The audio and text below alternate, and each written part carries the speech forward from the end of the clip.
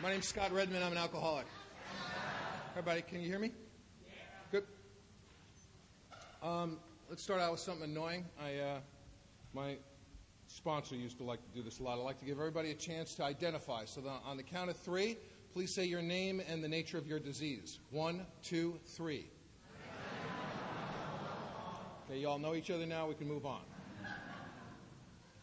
I want to thank you so much for asking me to come and talk today and talk about this process that has saved my life. I lived my whole life in New York until I was 28 years old. I moved out to Los Angeles. A new guy or a new woman at a meeting, and it's been the worst Alcoholics Anonymous meeting I have ever attended in my life.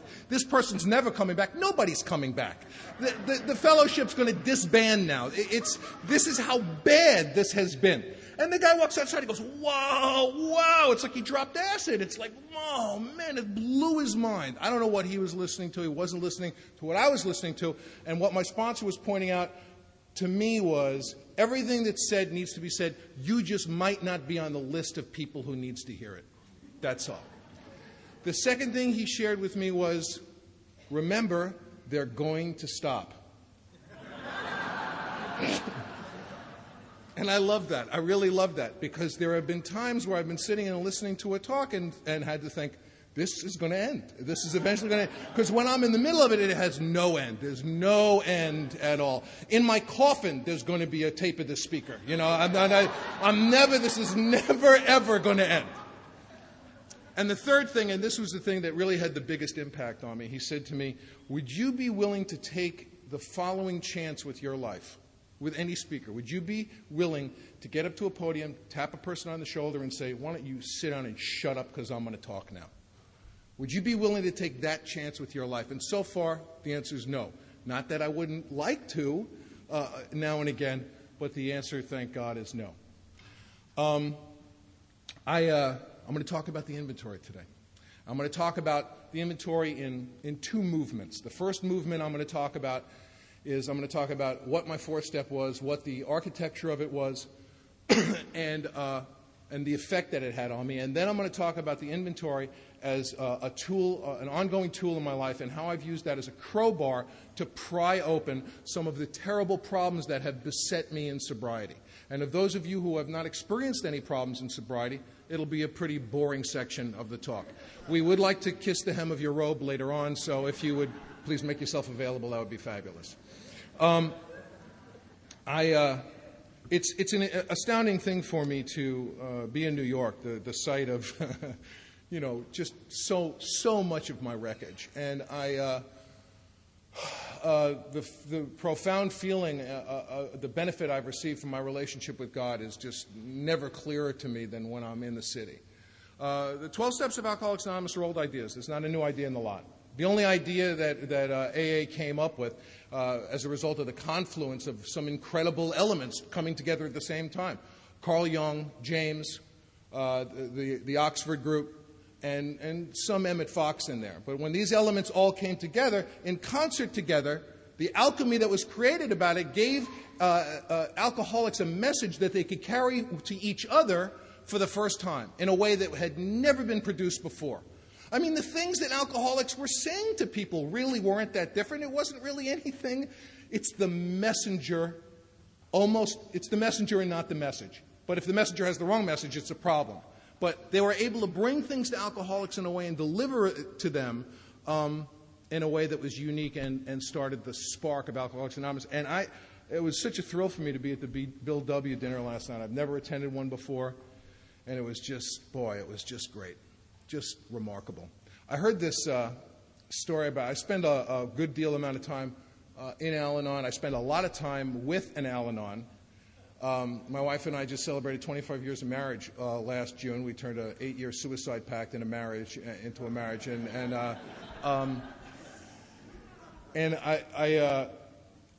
I was reminded of it last night. One of my favorite Bill W. stories, the guy who wrote the screenplay for the Bill W. film spent a lot of time with Lois. And I had not realized this, but Bill had turned down the cover of Time magazine. He was offered the cover of Time magazine for his picture, and he turned it down. And the screenwriter said to Lois, what an incredible, humble thing to do. I mean, just how remarkable. And Lois went, oh, humble? You think it was humble? And the guy said, yeah. And she said, how many people have been on the cover of Time magazine? A couple of thousand, right? How many people have turned down the cover of Time magazine? One. And he loved to tell that story. So I love it. I love anything that humanizes Alcoholics Anonymous. I love anything that humanizes Bill. I love anything that humanizes our old-timers. I love anything that humanizes me. Because entrenched power in Alcoholics Anonymous doesn't work. It doesn't work. Bleeding deaconhood doesn't work. Entrenched power doesn't work. It doesn't work anywhere. It doesn't work on an organizational level. It doesn't work on a sponsorial level. It doesn't work in my house with my children or my wife. When I was early on in sobriety, Nancy and I were having an argument. And I said, well, I'm just trying to be of service to you. She said, this is a marriage, not a coffee commitment. You schmuck. Okay, so that wasn't going to work. That little thing wasn't going to work.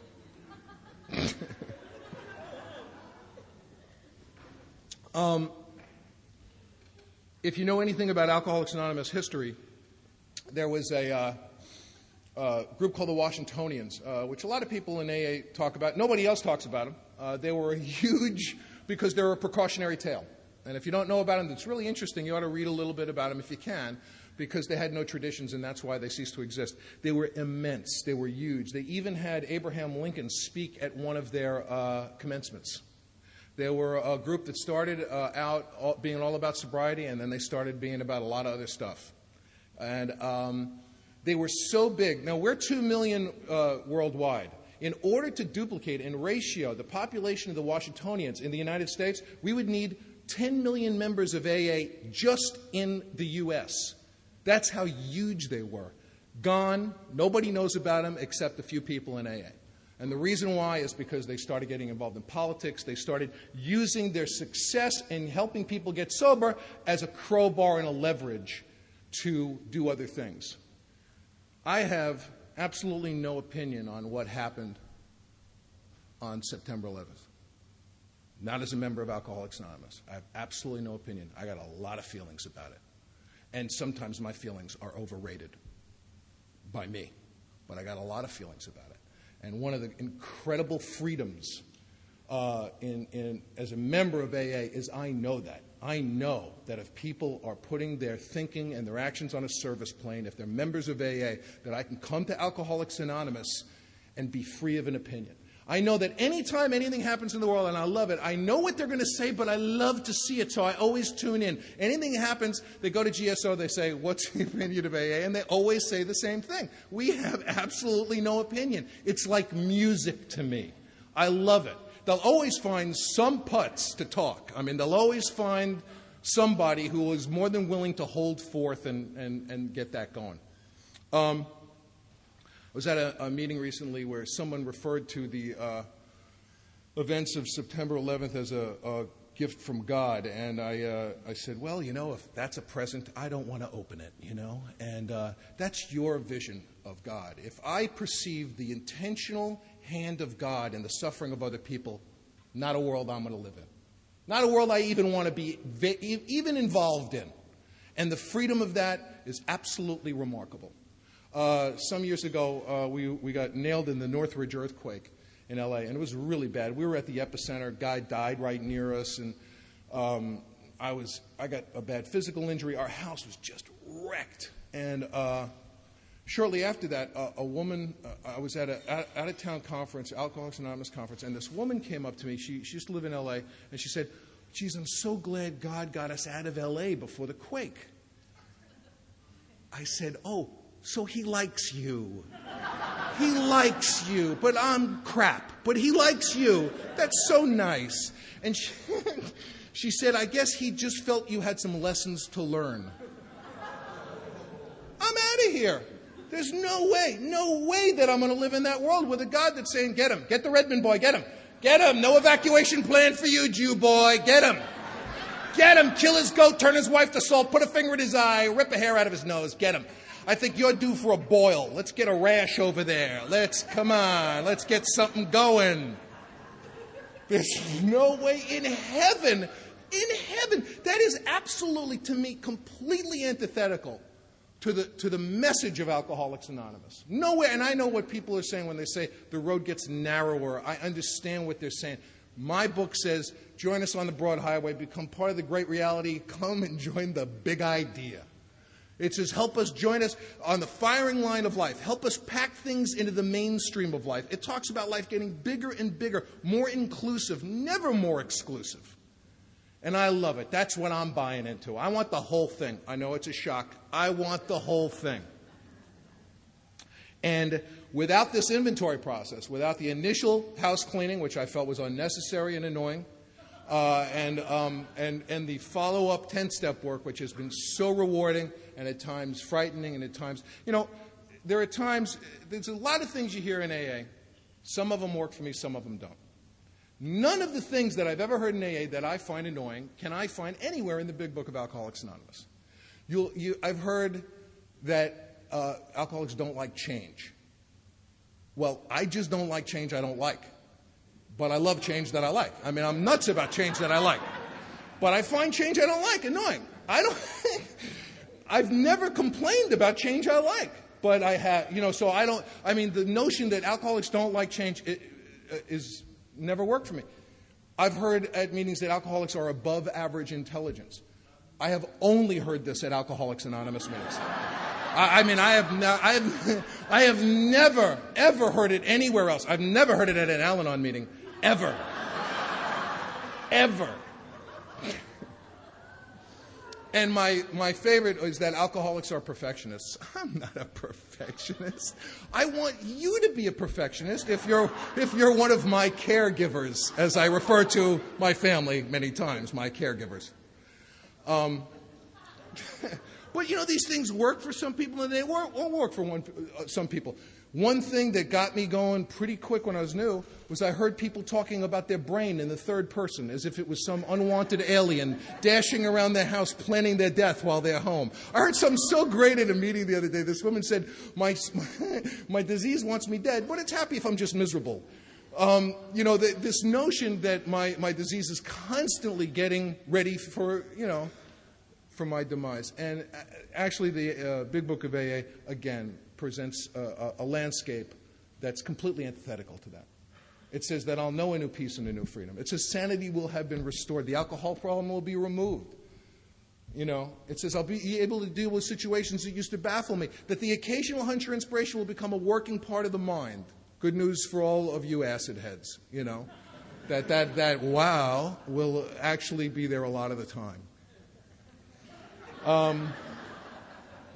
By the way, I'm very excited. I like to welcome all the drug addicts to AA. And if you're a dope fiend, which is somehow, hey, there he goes, doesn't even remember why he's clapping. And or I like drug addicts who just like watching that. And I'm especially excited about the tweakers. I don't know if you guys are getting them here. We're getting them in L.A. Big huh? No? They stay fast for a while, and every part of their face is moving in a different direction. And I'm not making fun of you. I'm coming pretty close, but I'm not making fun of you. And the reason why is because I was a junkie, a dope fiend, a dope Goliath, a dope juggernaut before I came to Alcoholics Anonymous until I caught alcoholism. And that's really what I'm going to be talking today is how I caught it. How I caught it, I had to understand it. And one thing I'd like to do now, with the help of one of my friends, Eric, will you come up? Is, boy, didn't know that was going to happen, did you? Step over here. What I'm going to do is I have a copy of the original manuscript of the Big Book of Alcoholics Anonymous that was sent around to the groups before it was finalized. And what Eric's going to do is he's going to read Chapter 5 as you guys know it, and I'm going to stop him every time there's a difference between the original text. This is the text that was changed into the text that you know today. And the reason why I'm doing it is I believe that they made the big movement at that point. I believe that they believed what was already in Chapter 5, which is that that this is about me, this is my resentment, I must change. I must ask God to enter my life and change what's in me. The thing was that a lot of the chapter didn't really bear that out. They were still doing this, which Bill talks a lot about that being the turn when he met Dr. Bob. Dr. Bob, of course, didn't get sober until he worked the ninth step, which I'll talk about later. So this is sort of important to me, and I want to, Erica's going to read chapter 5 as it's written today, and then I'm going to stop him every time there's a difference in the original text. Okay. How it works. Rarely have we seen a person fail who has thoroughly followed our path. Our directions. Those who do not recover are people who cannot or will not completely give themselves to this simple program. Usually men and women who are constitutionally incapable of being honest with themselves. There are such unfortunates. They are not at fault. They seem to have been born that way. They are naturally incapable of grasping and developing a manner of living a way of life which demands rigorous honesty. Their chances are less than average. There are those, too, who suffer from grave emotional and mental disorders, but many of them do recover if they have the capacity to be honest. Our stories disclose in a general way what we used to be like, what happened, and what we are like now. If you have decided you want what we have and are willing to go to any length to get it, then you are ready to take certain steps. You are ready to follow directions. At some of these we balked. At some of these you may balk. We thought we could find an easier, softer way. You may think that you can find an easier, softer way. But we could not. We doubt if you can. With all the earnestness at our command, we beg of you to be fearless and thorough from the very start. Some of us have tried to hold on to our old ideas, and the result was nil until we let go absolutely. Remember that we deal with alcohol. That you are dealing with alcohol. Cunning, baffling, and powerful. Without help, it is too much for us. It is too much for you. But there is one who has all power. That one is God. May you find him now. You must find him now. Half measures availed us nothing. We stood at the turning point. You stand at the turning point. We asked his protection and care with complete abandon. Throw yourself under his protection and care with complete abandon. Here are the steps we took, which are suggested as a program of recovery. Now we think you can take it. Here are the steps which are suggested as your program of recovery. 1, we admitted we were powerless over alcohol, that our lives had become unmanageable. 2, came to believe that a power greater than ourselves could restore us to sanity. 3, made a decision to turn our will and our lives over to the care of God as we understood him. Over to the care and direction of God as we understood him. Made a searching and fearless moral inventory of ourselves. Admitted to God, to ourselves, and to another human being the exact nature of our wrongs. 6, we're entirely ready to have God remove all these defects of character. We're entirely willing that God remove all these defects. 7, humbly asked him to remove our shortcomings. Humbly on our knees asked him to remove our shortcomings, holding nothing back. 8, made a list of all persons we had harmed and became willing to make amends to them all. Willing to make complete amends to them all. 9, made direct amends to such people wherever possible, except when to do so would injure them or others. 10, continued to take personal inventory. When we were wrong, promptly admitted it. 11, sought through prayer and meditation to improve our conscious contact with God as we understood him, praying only for the knowledge of his will for us and the power to carry that out. And 12, having had a spiritual awakening as the result of these steps, we tried to carry this message to alcoholics and to practice these principles in all our affairs. Having had a spiritual experience as the result of this course of action, we tried to carry this message to others, especially alcoholics, and to practice these principles in all our affairs. Many of us exclaimed, You may exclaim, "What an order! I can't go through with it." Do not be discouraged. No one among us has been able to maintain anything like perfect adherence to these principles. We are not saints. The point is that we are willing to grow along spiritual lines. The principles we have set down are guides to progress. We claim spiritual progress rather than spiritual perfection. Our description of the alcoholic, the chapter to the agnostic, and our personal adventures before and after make clear 3 pertinent ideas. Our description of the alcoholic, the chapter to the agnostic, and our personal adventures before and after have been designed to sell you 3 pertinent ideas. A, that we were alcoholic and could not manage our own lives. A, that you are an alcoholic and cannot manage your own life. B, that probably no human power could have relieved our alcoholism. Your alcoholism. And C, that God could and would if he were sought. That God can and will. And then there's a sentence that's completely omitted from the big book. The next sentence is if you are convinced, correct? Being convinced. Being convinced. Before that, the sentence was, if you are not convinced on these vital issues, you ought to reread the book to this point or else throw it away. Thanks very much, Eric. Thank you.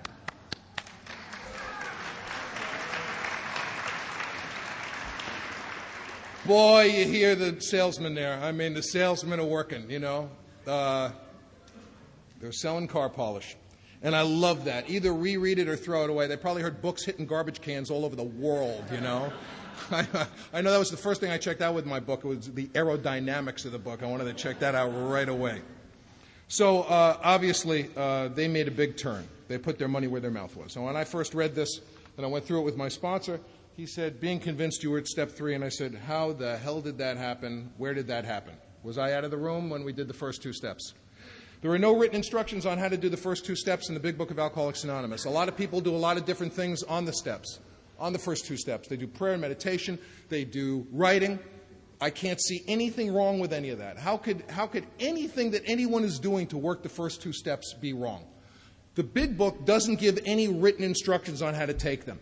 I thought about this for a long time, and the further on I moved with the work, the more it made sense to me. It made sense to me because I think these guys know, why would they give written instructions on every other step? Really very specific stuff and specific actions. When they get to 9, because they knew 9, I love 9 so much. I mean, they give so many examples of 9. And, you know, the founding of our fellowship really dates from the day that Dr. Bob went and did the 9th step. And I love it because the real hero of AA was, in my estimation, not Bob or Bill.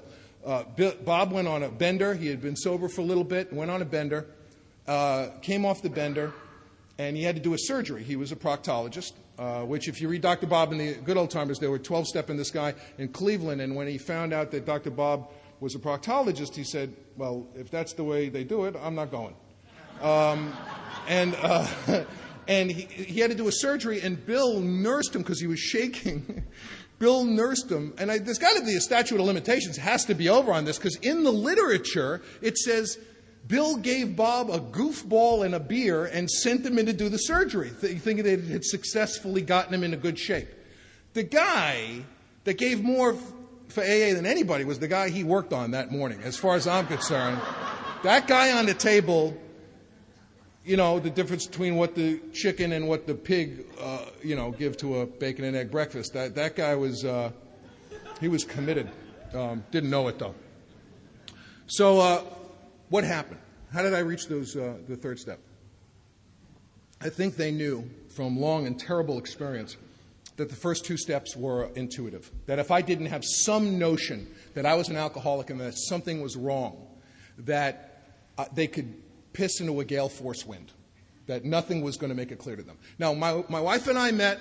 I was acting in a Broadway show. She was an usherette in the theater. I took a look at her. I fell in love the minute I looked at her. We've been together ever since. I just absolutely adore her. We started on Broadway. We were in our early 20s, living on the Upper West Side. Man, it couldn't get any better than that. This is where we wound up. A couple of months before I got sober, I was in an industrial accident. And I was taken to the hospital, and they took my blood pressure, and the doctor said, Mr. Redman, you're going to have to lose some weight. You have high blood pressure. And I said, you know what? I'd like to do that, but I drink alcohol and smoke marijuana before I go to bed every night, so I'm not going to be able to.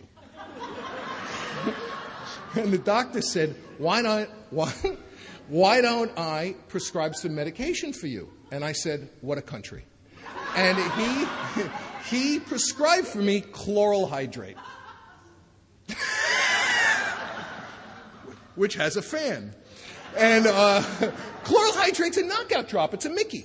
That's what it is. It's you know those 30s films where they pour a white powder into the drink of an unruly sailor and he drinks it and falls backwards like a piece of masonite? That's chloral hydrate. And I love these pills. I love my knockout drops. So Nancy comes home, and I'm standing in the hallway, eating handfuls of knockout drops and slamming my arms into the wall to keep myself awake to enjoy my knockout drop. Because you don't want to waste a perfectly good knockout drop. So I keep doing it and keep myself awake until I just short circuit and keel over and fall down. Now I'm going to bed, and I can't get up to go to the bathroom, so I'm incontinent like the rest of the 32-year-old men in America. I can't make it to the bathroom. So one night I wake up and wet the wall, and everyone was excited the next morning. He wet the wall. He's headed towards the bathroom. It's progress, not perfection. Things are really looking up. So that's where we started on Broadway, and we wound up wetting the wall, and that was like a Wheaties morning. It was like a good thing. If I didn't have some notion that something was wrong, what was anyone going to do? What dance was anyone going to do to convince me of that? So I really think that these guys got that it was intuitive. So in the 3 pertinent ideas, it says, if we ask a guy, and I do, A on page 60, that we're alcoholic and could I manage your own life? Are you an alcoholic? Yes, I am. Are you an alcoholic? No, I'm not. What do you want to do? You want lunch? You want to go? We go to a movie. Because I'm not going to sit here and say, "Oh, really? What about that wet wall?" I mean, because here's the deal, and my sponsor talks about this so beautifully. How do I manage to do this? My alcoholism has been going below the horizon. It has not presented itself as a real problem to me. It presents itself as a complaint. Not a real problem. How do I keep it above the horizon? How do I keep it in clear sight so I see it as a real and present danger? Why does this happen? Why does this happen to people I see coming into AA with bottoms that will make your hair stand on end? Guy comes in, goes out, comes in no arm, goes out, comes in, he's got no arms. He's a pissed off stump, within 3 months, but it keeps going below the horizon. How can I keep it as a real piece of business? I'm a grown man. I don't want to live this way anymore. I can't live this way anymore. How can I keep... Now, not only does Alcoholics Anonymous give me the ability to keep it above the horizon, but I wind up not drinking even when I'm not trying to not drink. That's absolutely remarkable. Even when I'm not focused on it, something keeps this buoyed above the horizon so it presents itself as a real problem even when I'm not thinking of it as a real problem. Are you an alcoholic? Yes. Is your life unmanageable? Yeah. Do you believe that no human power could relieve you of your alcoholism? Well, what does that mean? Do I think that something can change for me as a member of AA? I love, there's a story they tell in my area, which I just love, about this woman who was told the thing that we tell so many newcomers. I was talking to a guy the other night on the phone, and we were talking about getting to know God, and she's, make anything your God. Make the doorknob your God. Make anything. So she started praying to her tree outside of her house. She prayed to the tree every morning, and she stayed sober a while. She woke up one morning, and the city truck was feeding the last branch of the tree into the tree chipping machine. And she ran out of the house and went running after the truck, screaming, "Oh, God, save my tree." So she made the leap right there. She made that transition right there. You make the move when you make the move, A friend of mine shares, and it's one of the best things I've ever heard a sponsor say to somebody. This guy was a very angry guy, and he would rail against God, and he didn't believe in God. And his sponsor said to him, "How can you hate something that you don't believe in so much?" Wow, that really shook me up. What a remarkably wonderful, beautiful thing to share with somebody. Have I come to believe that a power greater than myself can restore me to sanity? Could restore me to sanity. Not would, not should. I don't get to get an appointment, but that it's possible. Okay? If I turn to page 24, the big book of AA, on the last paragraph, last 2 paragraphs, it describes a certain kind of thinking. It won't burn me this time, so here's how. How did I ever get started again? I'll stop after the 6th drink, or my favorite, personal favorite, what's the use anyhow? Now, there's further back in the book, there's another list of things people say about us. You'd think he'd get sober for her. The doctor said that if he drank again, he'd die. There he is, all lit up again. Why can't he stay off the hard stuff?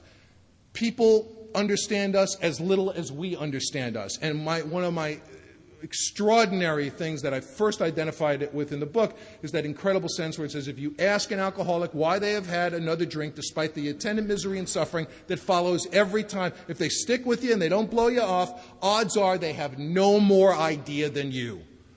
boy, I want to tell you, that bankruptcy of knowledge and ability, I was exercising good judgment in other areas of my life. They became precious few as time went on, but I still had a few. And in the area of alcohol, I had this strange mental blank spot. So if you have when this sort of thinking is fully established in an individual with alcoholic tendencies for me means I've got this allergy. And if you're a drug addict, try some controlled crack smoking. Just fill your mouth up with crack smoke and say, I'm not in the mood, and blow it out. And hats will fill the air, I guarantee it. They don't suggest controlled drinking. I'm glad no one suggested that to me. Sometimes you'll hear in AA, I've heard people say you can do anything in sobriety if you're willing to pay the price. And I can't tell you how much that doesn't work for me. And I'll just tell you why. The conceit there is this notion that I'll be able to pay the price. The conceit there is that I'll be able to do this and not have this real and present danger drop below the horizon again. That kind of bargain it doesn't make any sense to me, because the one thing so many things in the big book are driven home again and again, not the least of which is you don't know. When people say, well, if I drank again, I would. I don't know.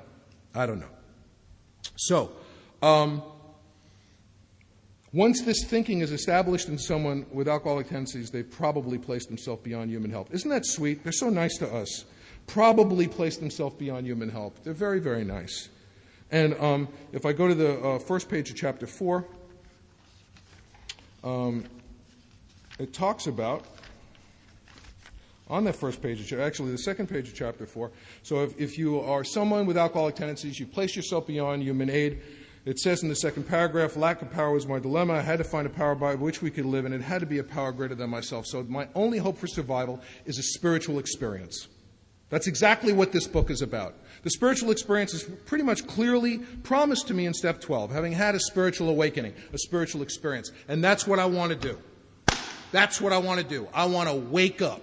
I have woken up to my alcohol problem. I don't drink. I don't drink no matter what. I don't get loaded no matter what. But I do a lot of other things that are injurious to me, uncomfortable to me, nagging problems, and I want to wake up to those too. I want to wake up to those too. Some of them I won't wake up to. Some of them I probably never will wake up to. But how can I use these tools to keep them buoyed above the horizon, to keep them as a real and present problem instead of just a complaint? Because once they become a complaint, they become a grinding, constant, nagging, roiling complaint. And one more time, my head's hitting the pillow and it's becoming a rotisserie. It's not a pillow anymore. And my brain becomes too big for my skull. It becomes a little psychological crock pot, and I start going mad.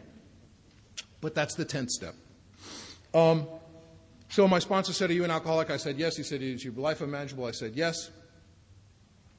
And he said, do you think things can change for you as a result of Alcoholics Anonymous? And I said, you know what, I really do. And he said, let's move on. And he read the rest of chapter 5 to me. And we reached page 62. And on page 62, I believe, is the most concise, precise description of the psychological mindset of the savage, uncivilized alcoholic. It says in the second paragraph, selfishness, self-centeredness, that we think is the root of our troubles. Driven. Driven does not mean nudged or influenced. Driven means under the lash of, in slavery to. Driven by 100 forms of fear, self-delusion, self-seeking, and self-pity. I don't know, is that 100? Is that like 25 of each or 100 of each? I don't know. It's a lot. We step on the toes of our fellows and they retaliate. Sometimes they hurt us seemingly without provocation, but we invariably means without variation every time with no loopholes, invariably find that at some time in the past we have made decisions based on self which later placed us in a position to be hurt. Invariably. All right. I got a problem with that. I got a big problem with that. I was resentful against the Nazis for slaughtering Jews during World War II. How did I put myself in a position to be hurt? How could I possibly have participated in this event? How could I apply this unbelievably powerful spiritual tool. This is the spiritual tool that the whole program turns on. It's the spiritual tool that we saw their rewrite of that chapter of the book turned on. It stopped saying you and it started saying I. What is it in me? God's got a magic wand, magic time. He comes and touches me on the head. What poison in me will remove this stuff? What did I do? I was resentful at my aunt for pinning my arms to my sides when I was about 2-3 years old so that I could be struck by my cousin. What did I do to place myself in a position to be hurt? Absolutely nothing. For me, and different people have different opinions on this, it's not okay to do that to a kid. There's no excuse for somebody to leave a kid physically helpless so he could be struck. For me, that's not okay. I didn't get it. And what my sponsor did was he really pushed me from the boat to the shore. He said, Scott, they're talking about the resentment, not the event. The event's not your fault. The event's not always your fault. A lot of stuff has happened, and I'm going to share. I was talking with somebody earlier. It's something I love to do. I'm going to share with you what was for many years my favorite line in the big book of Alcoholics Anonymous. You can find it on the bottom of 65 and the top of 66. And when I was new, I just used to love to just read this before I went to bed. It starts with, now they're assuming that you're looking at a list of resentments, okay, that you've written, 3 columns of resentments. It says, the first thing apparent was that this world and its people were often quite wrong. That's enough for tonight, and I go to sleep. How fabulous. They didn't really have to write a whole book. They could have just written that sentence, put it on a pillow. And if you're new, don't read the next 2 pages, because you're screwed. Because what they talk about is what I'm talking about right now. The difference between the resentment and the event. Was the event of the Nazis slaughtering? Absolutely not. Absolutely not. Is the resentment my fault? Absolutely, without variation and no loophole every time. And I'm going to talk about the interior of that resentment in a minute and how I managed to get free of it and how I've managed to get free of the stuff that's happened in the last couple of weeks. And it keeps coming up, so I go back to the source and I get freedom again until I get pounded down by it, and then I get it again, and I get it again, and I get it again. I'm just as tenacious about this as I was about drinking. I went back again and again and again and again. And the alcoholic mind, it's a funny thing. You've heard, the phrase alcoholic thinking is the source of a lot of mirth at Alcoholics Anonymous meetings. Everybody, I love newcomer plans. I love reasons to drink. They're my favorite things in the whole world. I have a friend, Larry, who the first time he ever read our book, he got to the first page of chapter 4, which says basically, facing an alcoholic death or a spiritual life is not always an easy decision to make. And he said to himself, well, how bad an alcoholic death are we talking about here? What are we... And a normal person wouldn't think that. Absolutely not. But I still have that kind of thinking. And untreated, my problem will go below the horizon. A couple of years ago, I needed surgery on my hand. And the doctor, I was with the doctor, he said, Mr. Redman, you're going to need a general anesthetic. I said, general anesthetic? Oh, man, this is great. Normal people do not get excited about general anesthetic. There's no normal person that goes, oh. And I'll tell you why I love general anesthetic. I know that when they hit you with general anesthetic, they hit you with it, they say count backwards from 100. And you go, 100, 99. I love 99. I love 99. And it sounds like some of you love 99 too. The difference is I won't trade my life in for 99 anymore. I won't settle for a nickel today when I could have a quarter tomorrow. I won't live like a loser anymore. One of the other things that never made sense to me, I heard in AA, is one of the most misquoted lines in the Big Book of Alcoholics Anonymous for me. It's from the end of chapter 3. I've heard people say, my worst day in here is better than my best day out there. No. No. Well, let's see. I could a pound of cocaine in an all-female jazz band or a candlelight meeting at Bellevue. What? Let's see. What? Let's see. Let's think. Let me try to figure this out. what the book says, what the guy says is I wouldn't trade my worst day in here for my best day out there because I won't live that way anymore. I won't do it because his alcoholism stayed above the horizon. He could appreciate it. He knew what's chasing that nickel was going to be. You know? That's an extraordinary thing. So, to me, one of the two great, and this is not good news, but the two of the most precise explanations or descriptions of alcoholic thinking I've ever heard was one from the description, it was from a Kurt Vonnegut book, and he was talking about the Nazi mind. And he said the Nazi mind, and I say the alcoholic mind, is like a perfectly tuned clock that keeps the most precise, exact time in the universe and then skips a minute. It keeps the most precise time in the universe for a second and then skips a century. When it works, it's beautiful, it's rhapsodic. And when it doesn't, it leaves gaps large enough to move an entire culture through. You know? How did it happen again? Was I in the room when it happened? How did it happen again? And one of the other extraordinary descriptions of alcoholic thinking, unfortunately, came from a description of Ted Bundy, a famous serial killer. And it's a fascinating thing. When Bundy, if you know anything about his crimes, did horrible stuff, unspeakable stuff, killed a lot of people. And he would represent himself. He was a law student, and he represented himself in court. And he was brilliant. He was really brilliant. And these shrinks and cops and lawyers who had been pursuing him all this time across many states were standing around talking about the guy, and they were starting to admit that when he was in court, they liked him.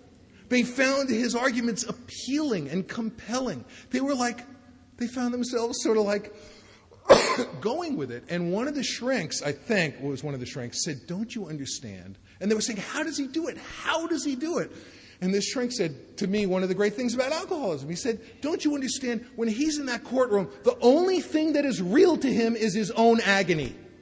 That is the only thing that is real to him." And what an incredible statement about our self-centeredness. On page 62, the paragraph right after the one that I read says, "We must be rid of the self-centeredness or it kills us." No big thing, we just get to die. They threaten us with death about 5 times in the 5th chapter, but they do it in such an adorable way. It's hard to pick those out. But the first threat of death is right there. And my sponsor read to me this section on step 3, and then we reached on page 63 the formal terms of surrender. And if you'd like to join me now on page 63, the second paragraph, why don't we all take the third step together? Okay? God.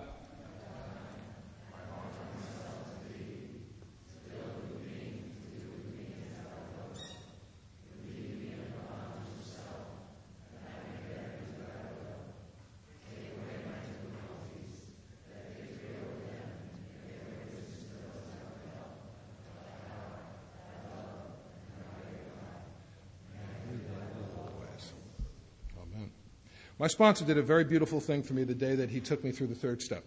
He said, "Let's get on our knees like they used to do in the old days, and let's take this step." And he opened up his book.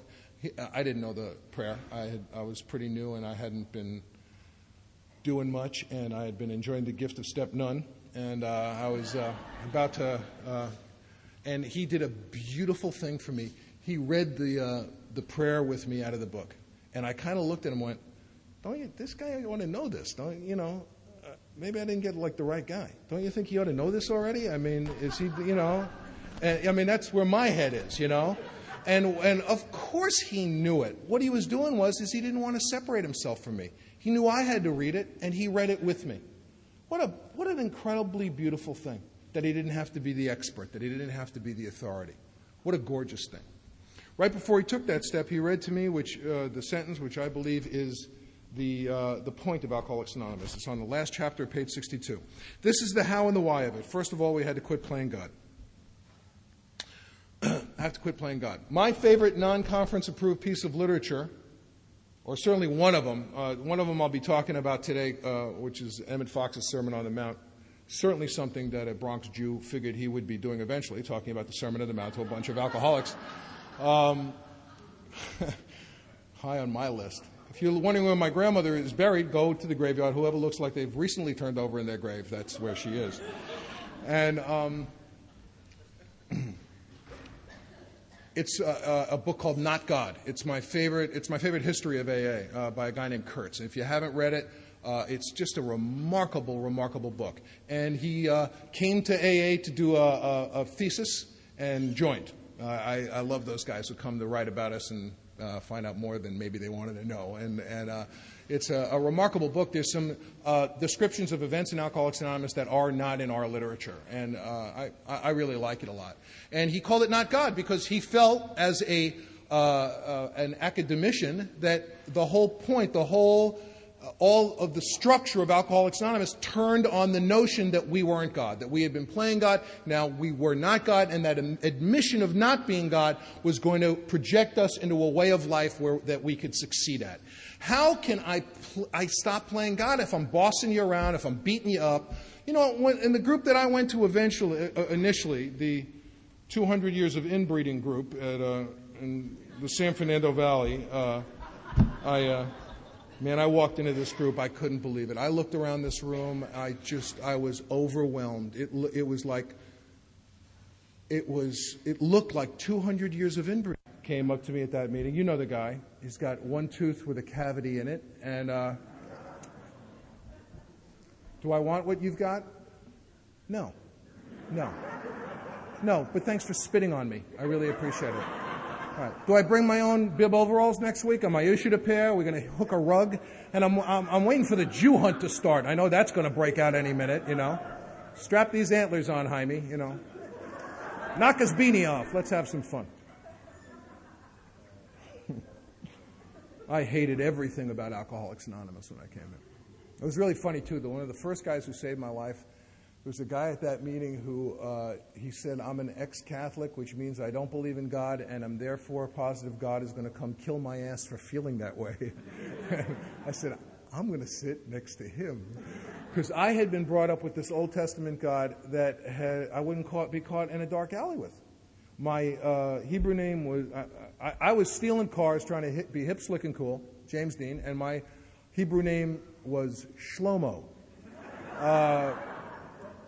Which is just, I didn't want to be. I wanted a Shlomo-ectomy immediately. You know, I wanted to get out of Shlomo. And if there are any Shlomos here, I'm sorry.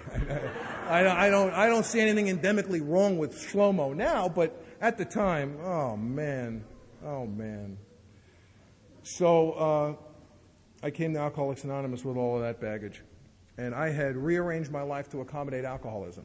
I didn't know it at the time, but I had rearranged my thinking about art, politics, spirituality, God, what it was okay to do to you, to me. It was a steady process of rearranging my life to accommodate the walk to the drink.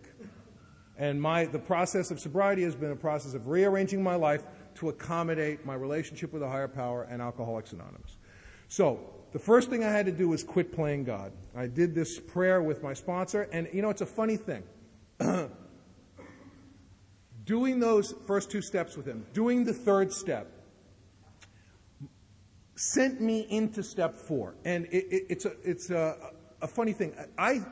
If you just do the first 3 steps, it's a really interesting thing on the page right after the prayer. And at the bottom of the page, next we launched out on a course of vigorous action, the first step of which is a personal house cleaning, which many of us had never attempted. They're so nice to us, which many of us have. I've never given the instructions and had a guy go, wow, you do that? I've been doing that for years. I have never, ever had a guy say, I'm in good shape here, because all I have to do is continue doing what I've been doing. And the language, funny enough, the language in the chapters that are not written to us, like the chapter to the wife, to the employer, and to the family afterward, they're not so nice to us in those chapters. The language is a little different. They're not quite as diplomatic. Though our decision had a vital and crucial step, it could have little permanent effect unless it once followed by a strenuous effort to face and be rid of the things in ourselves which had been blocking us. So I had taken the first 3 steps, and I thought I'd gotten somewhere. I admitted I was an alcoholic, which is a fatal illness, that my life was unmanageable, my life was a wreck, that I could be restored to sanity. You don't need to be restored to sanity unless you're nuts. So, my life sucked, I was dying, and I was out of my mind. How come I didn't feel any better? Why should I feel any better? Why should I feel any better? Until I started on this strenuous effort to face and be rid of the things in me. And then my sponsor read to me the next pages. I'm asked to write 4 times in 3 sections of the inventory. I went to talk in Houston, Texas, a couple of weeks ago, and I've had a lot of people say a lot of strange things to me in AA. You've already met Ava. If you don't like my talk today, please tell her. Don't tell me, okay? If I didn't come 3,000 miles thinking, I think I can really piss some people off in New York, and because everybody's got their own thing, and I've had, people line up to thank you sometimes, and I've had people line up to, some questions will be like, why don't you die? Which is a question, it's not really what I'm looking for right now. So I went to talk in Houston, and this guy picked me up at the airport. He's driving me to the function I'm talking at, and he says to me, I'd like to talk to you after your talk tonight. And I heard something in his voice. I said, why? It sounds like you want to teach me something, which I don't mind learning unless, he said, no. He lied to me. He did. And what he wanted to do was he wanted to debate the inventory process. That's what he wanted to do. Now, I don't mind ideas. I don't mind sharing ideas. I'm not interested in that. That's not a compelling, appealing thing to me. And that's not what I'm trying here to do today. I guarantee you what I'm going to express about the inventory, you've heard a lot of different things. You've done different things. You might even find yourself going, but what about you missed? I probably have. Again, I don't know how you should do this. I just know how I have. Okay? So I'm going to talk about the first section first, the section on resentments. Let's go back to the Nazis, because I just can't get away from them. I'm resentful at the Nazis. It asks me to write 3 columns. I'm resentful at the Nazis for slaughtering Jews. What does it affect? Self-esteem, pocketbook, ambition, personal relations, and sex. SPAPS. And what I do, what my AA family does, is if it affects self-esteem in the 3rd column, I put S. If it doesn't affect pocketbook, I put a dash. If it affects my ambition, I put an A. When it affects something, I put the initial. When it doesn't affect something, I put a dash. So when I read it back, it's kind of a shorthand, kind of a nice thing. And I'm resentful at Nazis for slaughtering Jews. It affects my self-esteem, pocketbook, ambition, personal relations, and sex. A 5-bagger for sure. And what I like to ask myself is 2 questions. I like to ask myself, is the resentment my fault? Yeah. I haven't come up with one that isn't. But when I did my inventory, very few of them were my fault.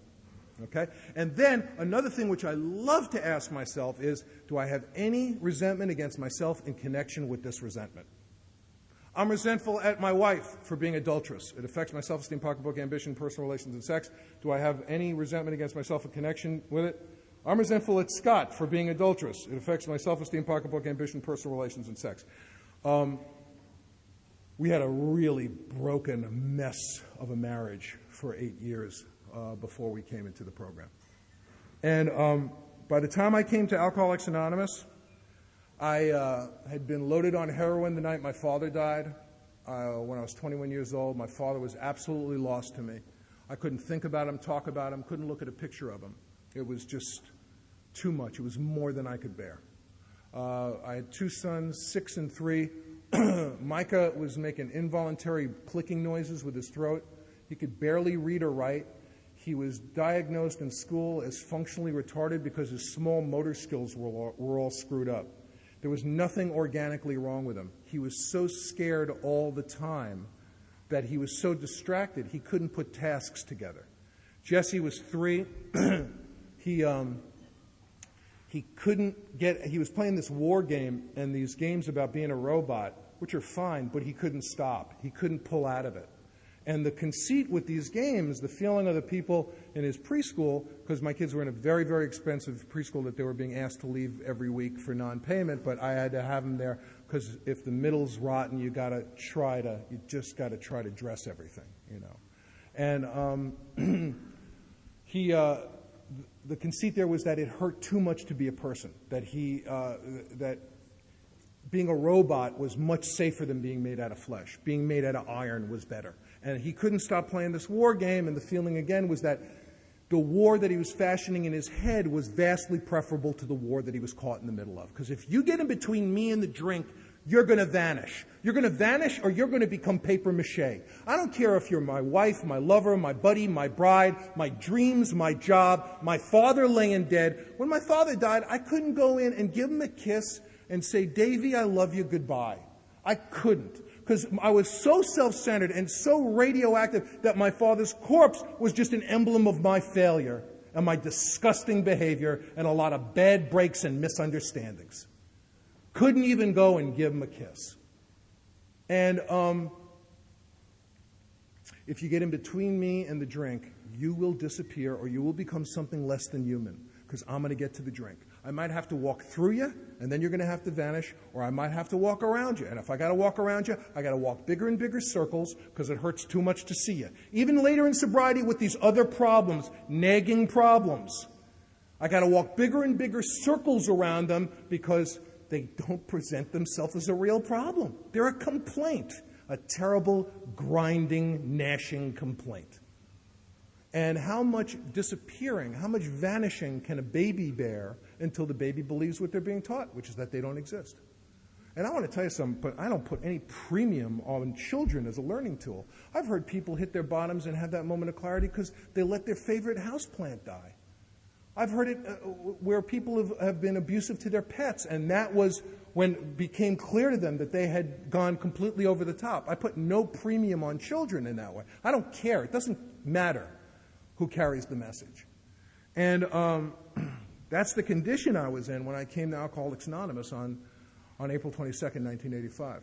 I knew what the problem was when my dad died. The problem was heroin and needles. I had been loaded on heroin that night. I knew that was a problem. And I knew that the solution was all I had to do was never put a needle in my arm again, and I wouldn't be the guy who couldn't show up that night for his old man. And on April 22nd, 1985, I put a needle in my arm again. Why? Why not? It didn't present itself as a real problem. It was just a complaint, you know? And I called my therapist in my 18th year of psychotherapy. I was going to be dead, but I was going to understand it. And I'm not putting therapy down. Therapy is great stuff, except as a treatment for alcoholism was a complete disaster. I was like showing up at a gunfight with a knife once a week, just getting these colossal ass poundings, just getting killed, you know. And I called my therapist that morning, and he said to me, you know what, there's absolutely nothing that can be done for you. He said to me the exact same thing that Carl Jung said to the man who 12-stepped Bill Wilson. He said, I can't help you.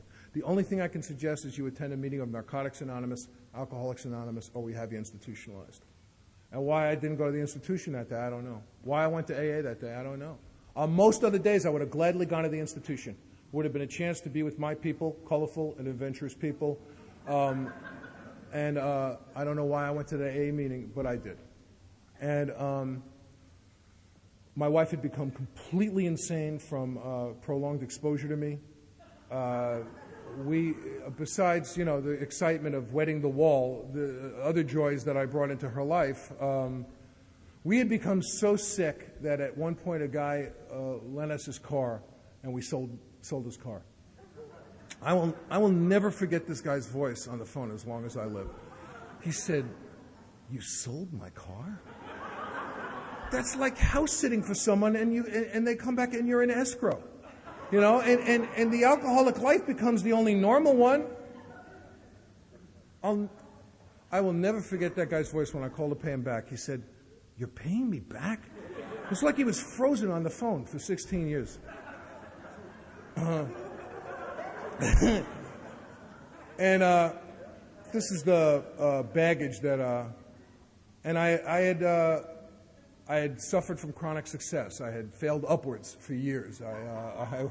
By the time I got to AA, I had a book on the bestseller list. I had acted in a Broadway show. I had had my own theater in New York for a while. I directed a TV show and a film. I did all of these things a time. I never got to do any of them more than once because when I'd leave, they'd move the business so I couldn't find it again. And when I took the alcoholic test, the test that I'm talking about now, the inventory, it's pass, everybody passes, all you have to do is do it. I saw that early on, because you got a picture of your alcoholism. Sometimes when guys are working on their inventory, they'll call me and say, Scott, can I just read you what I got? This hurts so much. And you know what? Nowhere in the book does it say, write a little, read a little, write a little, read a little. These guys had an idea of what it was going to take to be deflated in ego at such depth, because your alcoholism is so resilient and so powerful and has kept you drinking and self-obsessed and moving through all odds. All odds. Alcoholism, you can't treat alcoholism with therapy. Therapy is wonderful. I've used it for a lot of things in sobriety. The conceit of therapy, which is not a pejorative term, it's just the technique, is to examine something until it unravels. That's what most therapy is based on. To free associate, shine the light, uncover, discover, and unravel. It works. But with alcoholism, now, let's say a neurosis is an unfortunate and unsatisfactory resolution for anxiety. Let's say that's, for our purposes today, that's a good definition of neurosis. All right? In other words, your solutions are worse than your problems. Familiar? And if you're new, very familiar. Love to know your plan. Maybe one more dope deal to set yourself up financially for sobriety. Could be. Who knows?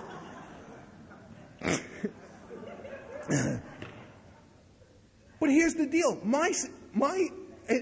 I could treat that with therapy, but alcoholism is too efficient. Alcoholism produces anxiety and problems at it's so efficient. It produces it at such an unbelievable rate that there's no way for the therapy to keep up with it. The therapy is not as efficient and doesn't work as concisely or quickly as the alcoholism. So for me, treating alcoholism with therapy was a disaster because I had good therapy. Doesn't matter. Doesn't matter. Absolutely doesn't matter. No, that's like going to a doctor, and I say to the doctor, this is what's wrong. He says, fine, I'm going to give medicine to your neighbor. Thank you. Just, you're putting it in the wrong place. Just doesn't work. So that's what I came to Alcoholics Anonymous with on April 22nd, 1985. My children were destroyed. My wife was a wreck. And when I took the alcoholic test, when I took the inventory, I saw, to get back to why I don't write a little, read a little, write a little, read a little, if you can write the whole thing down, if you can read the whole thing, I'm resentful at them. I'm resentful at me for resenting them. I'm resentful at them for watching me resent them. And I've had sex with all of them. And I'm scared of all of them. What does that have to do with alcoholism? It is alcoholism. That is the spiritual malady that plucks us away from any opportunity to really and truly be profoundly helped by conventional means. That is the bizarre third element, the spiritual agony, the spiritual tapeworm, the cancer of the soul, the thing that I didn't understand, that plucks us away from being helped by a lot of very well-meaning people, members of the clergy, psychologists, psychiatrists, and medical people. And so what does it have to do with alcoholism? If you're new here, it is alcoholism. It's what I understand is alcoholism, and it's the thing, if you don't want to stay here and become part of the frozen chosen, although I judge no man, but people can be around for a long time and stay pretty pissed off. And that's okay. It's just not something, when I came to Alcoholics Anonymous and people said, shut up, you're a moron, sit down, don't say anything, I said, oh, just like home. I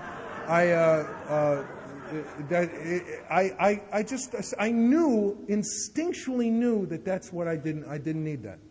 I really didn't need that. It reminded me, if you take the two lists of the kinds of thinking that I described earlier, if certain kind of thinking becomes established, what's the use anyhow? That's the kind of thinking my children had.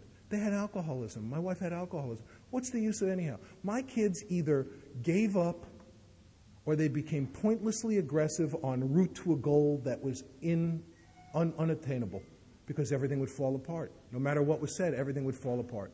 In chapter 2, it talks about the warped lives of blameless wives and children.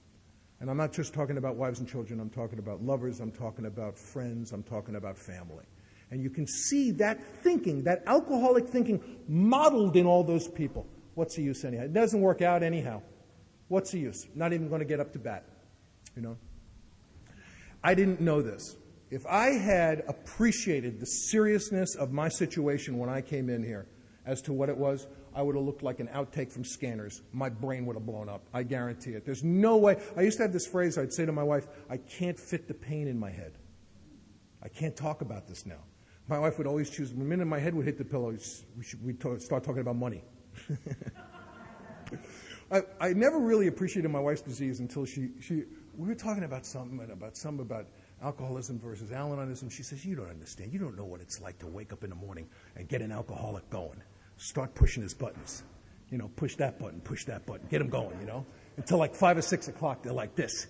They're like this. She says, then it's time to get into their face. Once they're properly primed, then get right up in there. And she said, you can feel the spray as they're screaming. It's like being on the prow of a luxury liner. It's a beautiful feeling. It's like that moment in Titanic, you know. And I said, this is a troubled woman. And we have a phrase in our Al-Anon family in our area. People, one of the nice ways to deal in a relationship is in the midst of some heated exchange, one could say, you could be right. We're encouraging. You know what? You could be right. So Nancy and I was early on in the program, and we're into something in the car, and she said, honey, you could be right, but not today. Not today. Maybe sometime in the future, I know, but today's not your day. So it's time for our first 10-minute break. We're going to come back and charge into resentments.